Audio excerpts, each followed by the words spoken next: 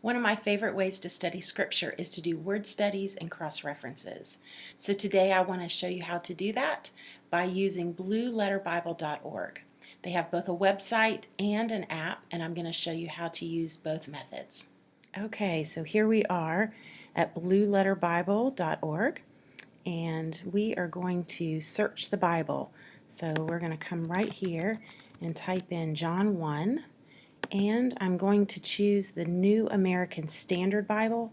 That's because the word studies that we're going to be using work best with either King James or New American Standard, and I think New American Standard is easier to understand, so that's what we're going to go with. So we'll go to John 1. You'll see each verse is divided right here, and you'll also notice that there are tools on the left. We will get to that in just a minute. But what I want to do is come down here to John 1:5. It says, "The light shines in the darkness, and the darkness did not comprehend it." Now you'll notice that there's a little FN right here, and that can also mean overpower it.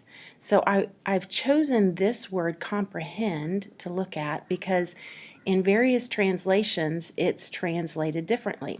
So hover over the tools right here, and you'll see a lot of options. We're going to come to a couple of those in a minute, but first I want to show you how this word comprehend is translated differently in different translations. So click on Bibles, and here are all the different translations and several more of that one verse. Okay, so King James, "And the darkness comprehended it not." New King James, "The darkness did not comprehend it." Look at New Living, "Darkness can never extinguish it." NIV, "The darkness has not overcome it." And you'll see a lot of repeating of those, as well as the NET says, "The darkness has not mastered it." So mastered, overcome, comprehended, apprehended, that's some variation. So that's one reason that it's really good to look up what the verse actually means.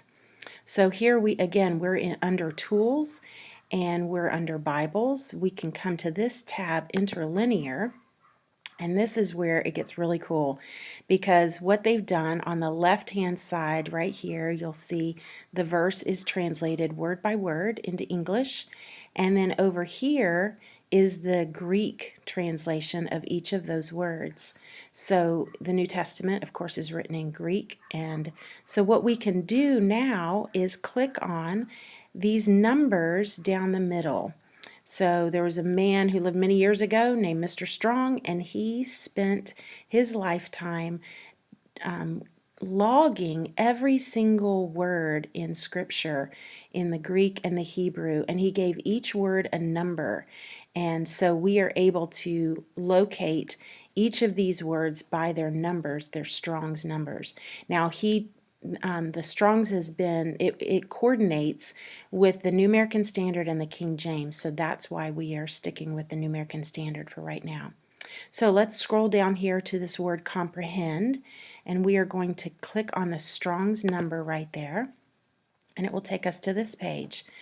Now, I don't know how to say that, transliteration, but what's cool is if we click on this little logo right here, there will be a man who will pop up, and he will tell us how to say this word. So here goes. Strong's G 2638, Catalambano, Catalambano. Catalambano, Catalambano. So we are going to scroll down a little bit more. We notice it's a verb right here. We will also potentially come back to this. This is also another great way to keep studying a word. You can go to the root words. So Catalambano comes from these two root Greek words, so you can come back and look at those as well. Now let's first look at outline of biblical usage, and this gives us the general definition of what this word in the New American Standard, comprehend, means. So first, to lay hold of so as to make one's own, to obtain, attain to make one's own, to take into oneself, appropriate. So we actually have seen quite a few of those words in some of these other translations. To seize upon, take possession of. So going back to that verse, it said that the darkness has not comprehended the light. So in other words, the darkness of the world did not comprehend Jesus. So they didn't lay hold of him. They didn't seize upon, take possession of. So look at this definition: of evils overtaking one, of the last day overtaking the wicked with destruction, of a demon about to torment one. Okay, in a good sense. So there's a good sense to this word, of Christ by his holy power and influence laying hold of the human mind and will in order to prompt and govern it. Now, obviously, that doesn't apply because we're talking about the darkness not overcoming the light, overcoming Jesus. How about this? To detect or catch, to lay hold of with the mind. In other words, to understand, perceive, learn, comprehend. So it's interesting that all of these words that we saw being translated in the different translations are a part of this definition, and it was really up to the translator to decide which one was closest to the original meaning and the original intent. But we can see that this word is actually a really rich word, and when we understand these different aspects, that the darkness did not appropriate the light, it didn't take into itself the light, and also the darkness didn't comprehend it. Right? The darkness didn't understand Jesus. He was overwhelming to them. They couldn't perceive what he was talking about. And they didn't take possession of him. He held his own. He gave himself to the darkness for the purpose of his crucifixion, but he overcame in the end. So this is a really cool word. Now I want to come up here also to Vine's Expository Dictionary right here. And when we click on this, we can see an even greater understanding of this word. So let me pull down a little bit more. Here it is translated apprehend. And again, I won't read all of this, but you can see that there's just a lot more that you can discover by clicking on Vines. Vines is a great, great resource. And what I love about it too is it will go through different verses and say basically this is how it needs to be interpreted in this verse, or this is the proper definition for each verse. So another great way, there you go, there's John 1:5, to lay hold of with the mind, understand, perceive. Okay, so you could even click right there and it's going to take us back to John 1. So let me come back here. Now, again, this word katalambano, if we scroll down, we can find out where that verb has been used in all of Scripture. So look right here, Strong's number, that's the number of katalambano. It occurs 18 times in 14 verses in the Greek concordance of the NASB. And now we're about to see all those verses where that's been found. So when we talk about cross-referencing, if we want to have a fuller picture of this word and where else in Scripture it's been used, this is where we come down to the bottom, the concordance results, and we can cross-reference. Now, let me take you back. Let me go back up here to the actual verse again, and I want to show you. Let me click off of that. I want to show you another way to do the very same thing that we just did. So here we are again in John 1. You can click right here on this Strong's, and when that happens, you will see all the numbers associated with each word, almost, well, not each word, but a lot of the words. And so here again, we can come down to John 1:5, and we can click directly on just that one word. And we are back here to katalambano. So that's another way. So again, you come back and you click on Strong's. Now again, let me show you why that's important to make sure that you are in NASB, because if I go to NIV, you'll see Strong's is not an option right here. So we have to make sure that we are in NASB or King James to use the Strong's. Okay, so two different ways. Hover over Tools and click on Interlinear, or go directly to Strong's and click on the number associated with it. Now, another way to look up cross-references. Let's go to Tools. We were looking up cross-references just on the word comprehend. But what if we want to look up a cross-reference on the entire verse? And that's where we come over here to Tools and click on cross-references. And you'll see these different verses that relate to the entire verse here. Okay, so here are some different options. A lot in John, some in Job, Proverbs. Okay, so right here you will have all of these right at your fingertips. You can click through to that verse. We can go right to it, and there it's highlighted for us. We can also use the tools obviously right beside it as well. So those are several easy tools for you to use when you are trying to find out the meaning of a word. Okay, you can see the Blue Letter Bible app in the bottom left of my screen. So I'm going to click on that now. And we have pulled up Matthew 1. So I want to show you how to change books of the Bible and chapters. You're going to click where it says at the top of the page there, Matthew 1. Just tap on it. And now you'll see at the very top center two Old Testament books of the Bible or New Testament books of the Bible. So we're going to go down here to Galatians. Click on that. And Galatians 5. I want to look at the fruit of the Spirit. So I'm going to scroll all the way down to verses 22 and 23. So, but the fruit of the Spirit is love, joy, peace, patience, kindness, goodness, faithfulness, gentleness, self-control. Against such things there's no law. So I want to look up what the word patience means. So I'm just going to tap that verse with my finger.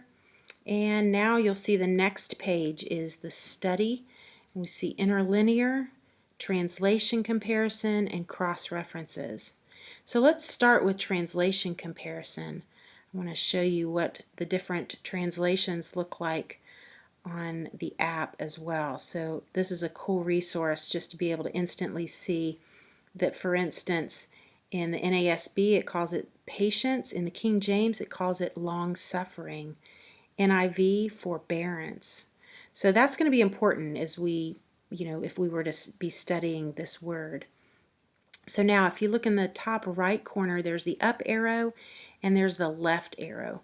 Click the left arrow, because if I've done this a lot, if I click on the left hand side, the Galatians 5, it's going to take me all the way back to the verses, but I don't want to do that. I just want to go to the previous screen. Okay, so here I am back at interlinear, and I'm going to click on interlinear now.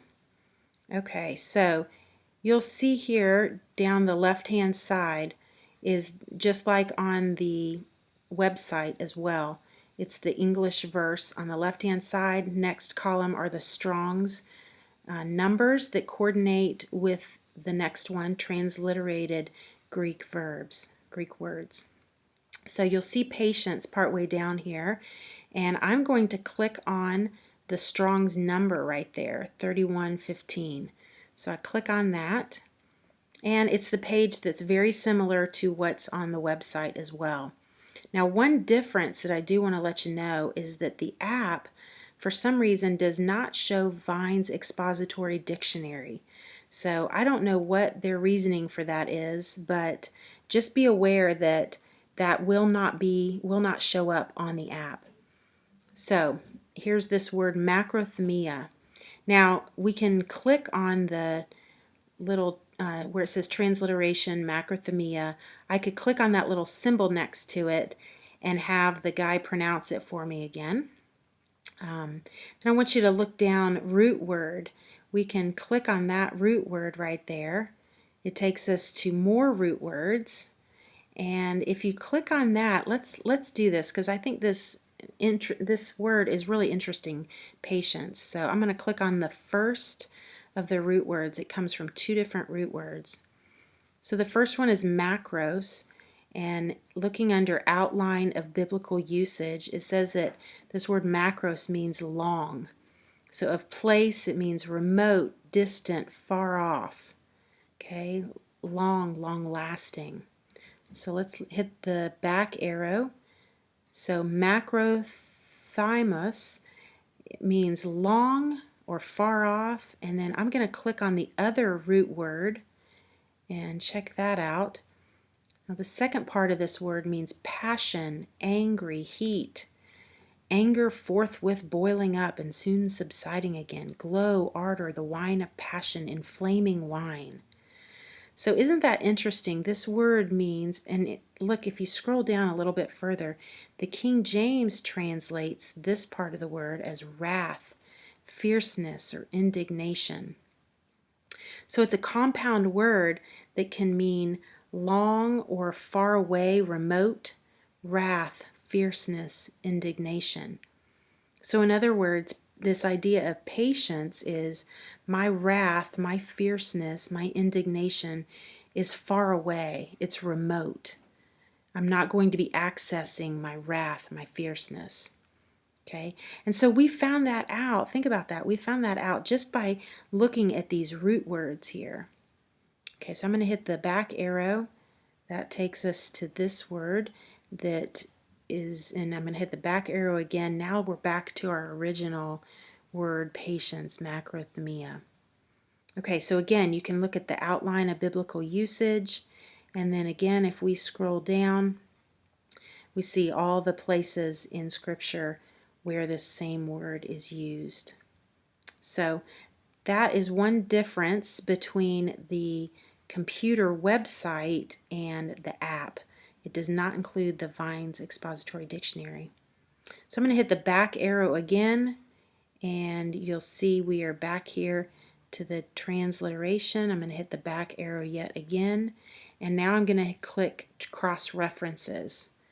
Okay, now interestingly, cross references just use the King James Version on the app. Again, I'm not real sure why, but here we can find a bunch of other verses that talk about fruit. So fruit of the Spirit.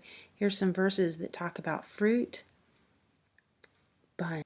And here's some verses that talk about love, a bunch. Okay, goodness, faith, etc. All right, so I'm going to click back to Galatians 5. We're back here at our verse again. So, a little bit about the app. I hope you enjoy just playing around with it. See what you can discover on it.